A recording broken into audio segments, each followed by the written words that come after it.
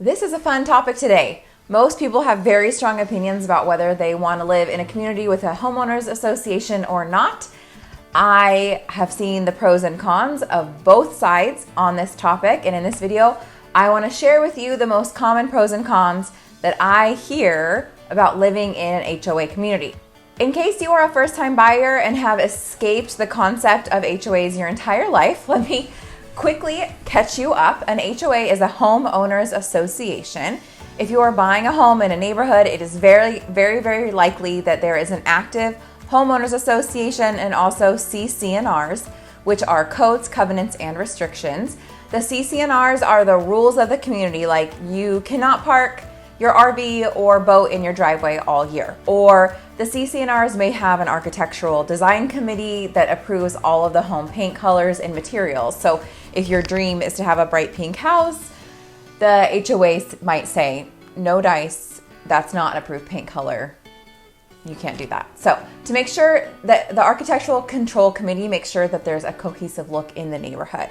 Many older neighborhoods do not have HOAs or CC&Rs, but when you're looking at homes, the listings are always going to say whether there is an HOA or not, so we can decipher if that's important to you.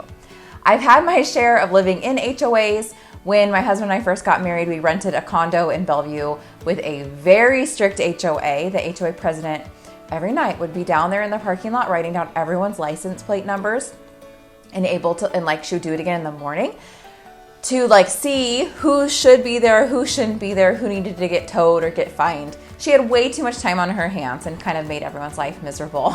I've also lived in an HOA that brought the hammer down on a neighbor who painted her house a hideous purple color without HOA approval.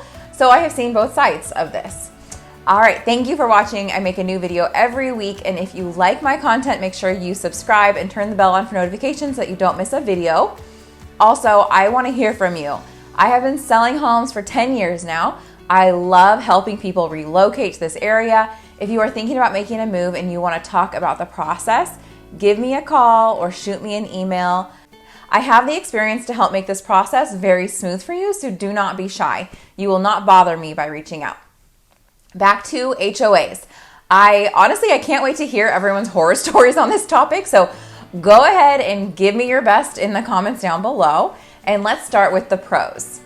Amenities. HOA living offers you amenities that you might not otherwise be able to afford. For instance, you may not have the budget to buy a house with an in-home gym, a pool, or a tennis court, but living in a community with an HOA gets you those amenities at a lower cost. A great example of this is Austin Heritage, and that is a very well done HOA community with very awesome amenities. They have a clubhouse, a pool, playground, and walking trails. I'll link my video on that community here. These are all paid for by the HOA fees, and they add value for the homeowners. Some HOA fees may cover monthly expenses like water, trash, and recycling. Another pro is that the HOA will maintain common areas like landscaping, monuments like at the entrance of the neighborhood. If there's a neighborhood park, they're going to pay for maintenance of that, gates, etc. So this is all done for you so you don't have to worry about it. Another huge perk is that if you have a dispute with your neighbor, the HOA can generally step in and mediate that situation. For example, if your neighbor is throwing crazy wild parties every weekend, keeping your baby up at night, it's obnoxious, and if your community CC&R say yeah, gotta be quiet after 10 p.m., then the HOA management should be able to intercede on your behalf to enforce that rule, and it would make it a little bit less awkward. Another example that I want to point out here is front yard maintenance. This one drives me bonkers. I always feel bad for homeowners in really nice neighborhoods where somebody's just not pulling their weight. There's that one house where the grass is up to your armpits and it looks awful and it hurts everyone's value. How would you like to be the neighbor across the street trying to sell their house, and then that guy is not taking care of his yard, and that hurts you? So even worse is a neighbor who uses their front yard as a junkyard. I've sold a home like this before. Not the junkyard home, but the home across the street, where at first it wasn't so bad. My buyers thought, oh, it's fine. They just a couple stuff in the front yard. But over the years, it built up, and then it was just car after car in the front yard. And they couldn't do anything about it because it's not their property and there's no HOA. All right, so we talked about some of the pros of living in an HOA. What have I missed? Let me know. Now let's talk about the cons. The first con hits you where it hurts in your wallet. Living in an HOA community comes with a price in the form of an HOA fee. It varies by community, but I would say to expect like $50 on the low end for an HOA that really is just collecting everyone's money and enforcing the CC&Rs. So it's just like management only HOA. And then for a community that has a pool, a common space, a park, blah, blah, blah, hundreds of dollars. Condos would be like hundreds of dollars also. Special assessments should also be on your radar. Let's say the HOA has a gate that needs to be replaced. The HOA may tell everybody, hey, we need everybody here to pay $500 more this year to fund the replacement of that gate. Obviously, there are going to be like very clear steps that would need to happen before they just say, give us money. Like there's going to be meetings about it. They have to establish quorum, voting, etc. But when your community shares expenses and the expenses go up, that your fee is going to go up, or they might knock on your door with a special assessment. The rules and regulations of the HOA can also be a con if they are very restrictive and prevent you from using the property the way you want to use it. Maybe you have an RV and you just really want your RV to live on the side of your house so that you can save on not having to park it at, the area. What do they call those? Storage facilities.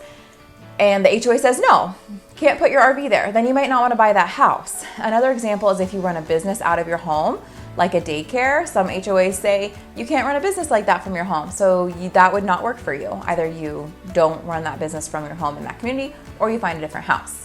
Another con of living in an HOA is that if you do not pay your HOA fee, you risk having a lien on your house. If you still don't pay your HOA fee, despite them warning you and saying pay us, then the HOA can actually foreclose on that lien. And that's gonna give you legal troubles that you don't wanna. When you are shopping for a home, and if the home you like has an HOA, just do your homework. Use the HOA review period contingency so that you can do things like review the meeting minutes, go over the budget, go over the CC&Rs and the bylaws, all of that stuff. Get all of those documents and then spend time reading them. If you have the opportunity, go sit in on an HOA meeting to find out how it is being run and what issues they are having. I had a client do this before purchasing a condo, and she went to that meeting and she found out that the HOA had been very poorly managed and they had not funded the HOA well. So now there's this huge siding project that needed to happen. They didn't have enough money and they were going to be starting a special assessment in the next few months to collect money for that new siding. Go into your HOA living experience with your eyes wide open. No one likes being surprised, especially after closing.